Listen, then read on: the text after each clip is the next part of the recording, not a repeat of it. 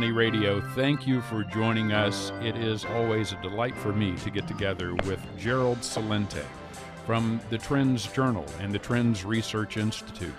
Now, you can find out more by going to trendsresearch.com or trendsjournal.com. And now is a great time to do it because the 2015 forecast is now available. Gerald, good afternoon. Good afternoon, Sinclair. Thanks for having me on. Oh, thank you. It's always a lot of fun to get together, and particularly this time of year, because you come out with the annual forecast. The 2015 forecast is now available. Yes, it is. As a matter of fact, we just had a conference here in Colonial Kingston, New York. 5 hours plus video is also available for anyone that wants to see it, of the top trends of 2015, discussed in detail. Well, we'll discuss some of them today. And we're not really trying to predict the future, just look at trends that are in place. You do analytical work. This is not some crystal ball that you have. I wish we had a crystal ball, but we don't. No, current events form future trends. We're all doing in life what we're doing because of decisions we made. Of course, there are the wild cards, and that's why nobody could predict the future. But you can see the path, the direction it's taking by the current events of today and the history of yesterday. One of the major ideas, I think, is that it seems as if we're just kind of losing control of everything. We're not. The people in power are. And it's not only in the United States, it's worldwide. And we just don't have bright people running the show. I'm up here in Colonial Kingston, New York, and 90% of our Constitution was taken from the New York Constitution. This was the first capital, and the jurors in this courthouse right across the street from me included John Jay and 4 other Supreme Court justices. What we used to have was scholars and knowledgeable men and women that were running the country, and now it's a political freak show as I see it. I'm a political atheist, so I look at the politics in this country as many of the people do, and you can see by the polls, and it's a disgrace what they're doing to this nation. Is it that they're just not scholarly or that they've been bought out? Well, it's a combination of the two, because scholarly people that are of noble integrity and morality can't be bought out. There's no price on earth that could buy off a person with courage, dignity, respect, and integrity and passion. So it all goes together. But can a person with dignity and integrity still get elected in 2015 or 2014 or 2016 with the money that is so influencing politics now? Well, it makes it a lot more difficult, but it doesn't make sense to run as a Democrat or Republican, as I see it, again, being a political atheist, because to me, and I don't mean this sarcastically, they're no different than the Bloods and the Crips. They're murderers and thieves. How many more people do they have to murder in the name of bringing freedom and democracy? And how much more of our money do they have to steal in names of too big to fail or whatever else they want to make up? So you can't get elected by a person of morality, because the very nature of what the political parties are immoral, as I see it, and as the facts present themselves. Let's take a look at the economy, because this affects everybody right in the pocketbook. We were talking at one time about the big question of whether it's inflation or deflation. Now the question you pose is deflation or depression. Yes, when you go back to the Great Depression, they only talk about the economic end of it relative to how the people suffered and their 25% plus unemployment. But it was a depression of prices as well. And you could see that depression of prices taking place. And again, we've been on top of this right from the beginning. And you can see with oil prices. Mm-hmm. As we're closing out the week, we're looking at West Texas crude at $58 a barrel, and Brent over there from OPEC nations and others at $62 a barrel. It was $115 a barrel just 6 months ago. But it's not only oil. For example, a ton of iron ore, a rebar, reinforcement rod, mm-hmm. in China is cheaper than a ton of cabbage. The prices of copper, of corn. You're looking at, you're looking at 5-year lows. It has to do with demand. Demand is, yes, there's more supply on the market. Demand is way down. You look at the numbers. China has a real estate bubble. It's already burst.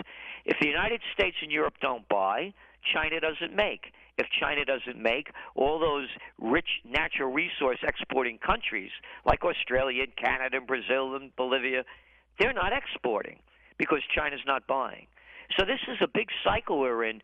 Price wars is going to be one of our top trends of 2015. I could get it for you wholesale. Thank you. I appreciate that. Meanwhile, you do bring up a big point, though. This is a global economy that we're talking about. China, which had been chugging along so powerfully, now is slowing down.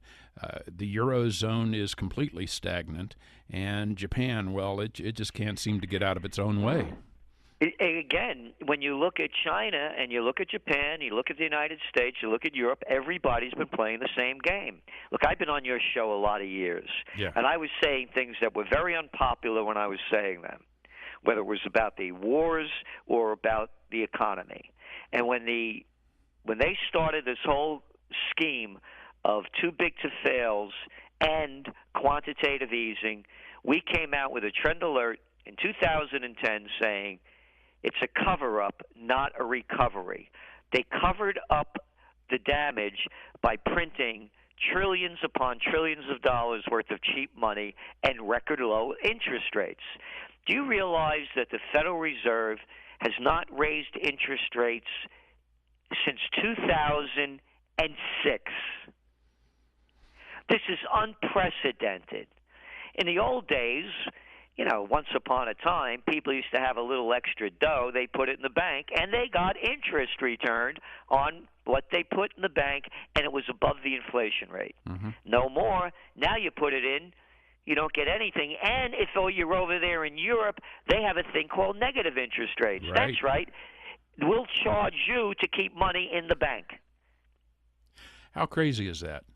That's what I'm trying to say. The whole thing is a Ponzi scheme in front of everyone's eyes, and no one wants to call a spade a spade. We have record low. We have zero interest rates. Why do you think the equity markets are going up? It's because of these companies are buying back their own stock. They're borrowing money cheaply. All the merger and acquisition activity, you could borrow money cheaply. You're looking at merger and acquisition activity in 2014. That's back to 2007 levels. And then now you go back. Again, all things are connected as we forecast trends. You look at what's going on again with oil prices. Do you realize that nearly 20% to 25% of all of the junk bonds in this country are around the energy boom? Oh yeah. And now they can't afford to keep up anymore with these low prices. You're going to see a bust happen. And by the way, energy was the signal that called the crash of 1987. And by the way, that's the way I began to make my career. I had forecast the crash of 1987. I said it would happen in January. Mm-hmm. I said it would happen that year. We're looking at very similar circumstances. That's right. You did call the crash of 87. That was in the Wall Street Journal, as I recall. That's right. Yeah. It's such a strange event, though, to have deflation after all that money printing that's gone on. And deflation is a real tricky thing. And the central bankers, I'm not sure, have any tools with which to deal with it. The idea is that we've called that pushing on a string for the central bankers. What can be done about the deflationary environment? Nothing. It has to deflate, and that's what they should have done when the panic hit in '08. Rather than bail them out. We bailed out people for making bad bets. Period, paragraph, end of story. Doing dirty deals. No, they never. I'm sorry. I have to watch my language. They call it misdeeds or misled. They never call it corruption or lying. Just like with the CIA thing. They misled. How about they lied to us? Can anybody say that? So what they did with the banking system, they should have let the people that made those bad bets go out of business. It didn't help us at all. We paid for it, and they got richer. So there's nothing they could do. And when you mention the word central bank, a central bank was against everything that this government was founded upon. Every election, virtually in the 19th century, was not to have a central bank. You know, I say 6 words ruined America: Harvard, Princeton, Yale, bullets, bombs, and banks. That's their business. And the man that sold us out the biggest was the president of Princeton, Woodrow Wilson, who formed the Federal Reserve Bank. They did it on Christmas Eve when Washington was virtually empty in 1913. He brought us the income tax, and he took us to war.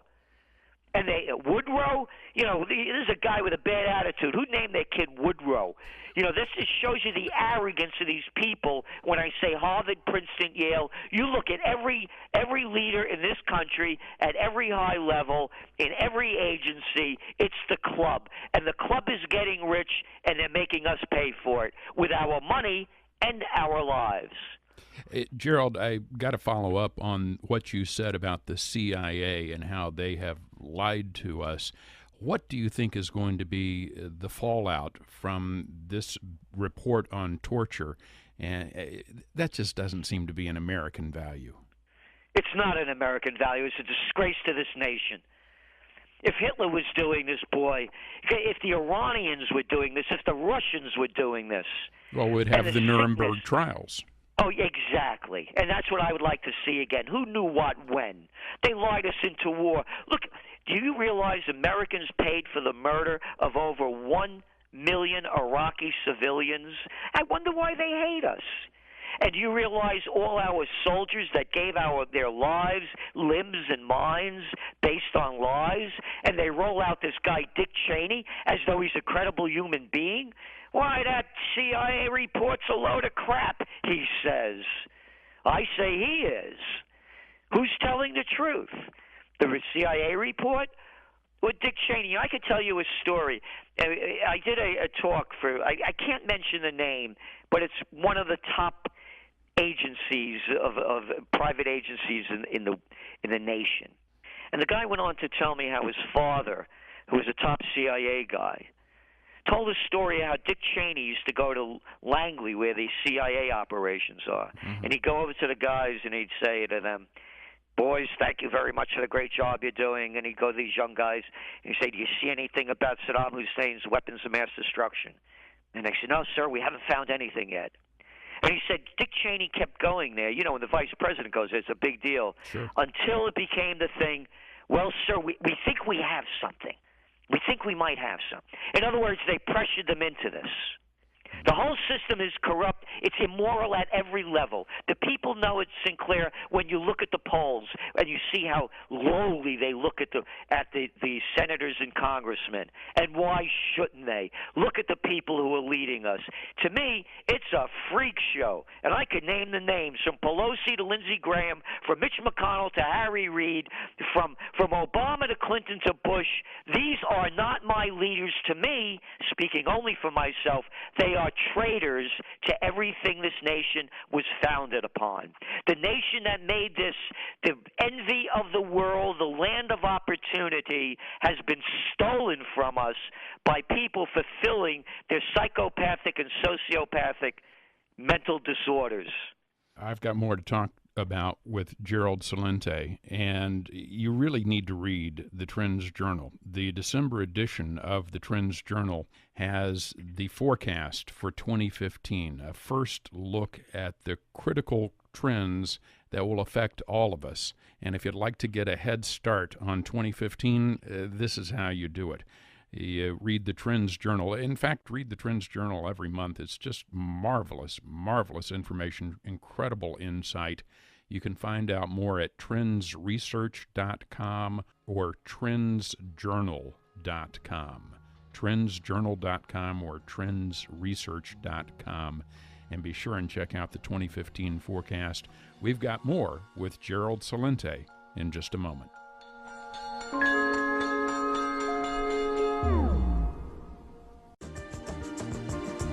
Money Radio, thank you so much for joining us. We're talking with Gerald Celente. He is from Trends Research, trendsresearch.com, and the Trends Journal. Now, the Trends Journal is now printed monthly And that's good. You used to do it quarterly. Now you're really busy, Gerald.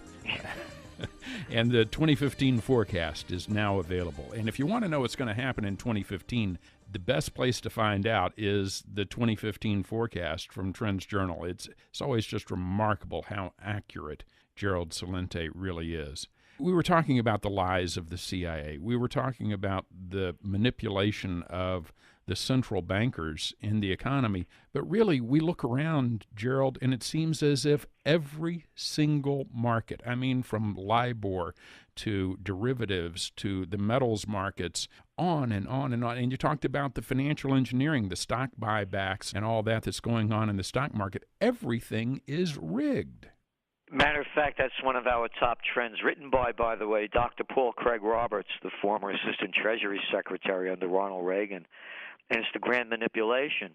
I mentioned to you that current events form future trends, and the history of what happens helps us show what the future is going to look like. But with this grand manipulation going on, it makes it very difficult for us because of the lies that keep coming out. So, for example, I would have thought the economy would have collapsed 2 years ago. I don't know all the dirty deals going on, like you mentioned, rigging the Forex markets. What are we talking about?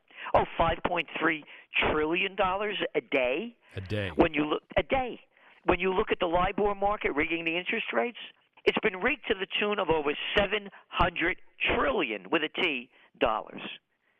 You look at these record low interest rates. You look at the quantitative easing. They're making this stuff up.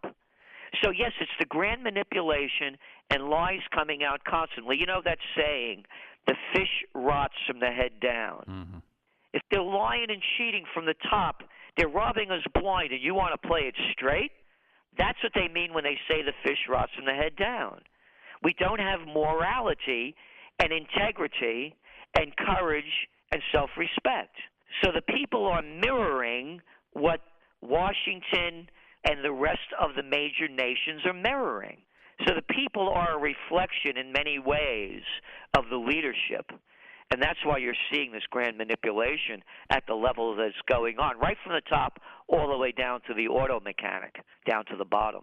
I don't mean the auto mechanic being the bottom. I'm talking about, throughout society. Yeah. Well, and throughout society, what can we do to combat this? I mean, this is big stuff. Other than individually acting with morality and integrity, how do we proceed? That's it. It stops right there, as I see it. Individuals. When enough individuals find that courage, dignity, passion, integrity, and self-respect, they don't take it from other people. And when enough of those people get that into them, then the system changes. To me, that's when everything changes. By the way, on May 2nd, 2015, we're launching Occupy Peace from the historic four corners of the United States, the only place where there's a pre-Revolutionary War stone building on each corner, right here in colonial Kingston. And Occupy Peace is going to be honoring thy founding fathers, who, Washington among them, in his farewell address, a real warrior, not one of these guys that plays commander-in-chief, plays golf, and drives pickup trucks, and couldn't fight their way out of a paper bag. A warrior. In his farewell address, no foreign entanglements. And as you well know, the world was at war back then. Jefferson, Madison, Franklin, Adams, every one of the founding fathers, no foreign entanglements. So Occupy Peace is a movement to bring home the troops, close the bases, seal the borders, and rebuild America. A work projects administration program for the troops of our nation to fight for the survival of America and not being sent to fight wars based on lies and immorality. So that's a movement that we're going to be pushing when you say, how can we change it? I'm looking forward to it, and I'll make one prediction. I'll continue to follow the Trends Journal into 2015, and we'll check in again as we get closer to Occupy Peace. TrendsJournal.com, TrendsResearch.com. Check out the 2015 forecast from Gerald Celente. It's really worthwhile, and it's a bundle of fun. Gerald, all the best for 2015. Thank you so much for joining us today. And thank you, Sinclair, and all the best to you and all your audience out there.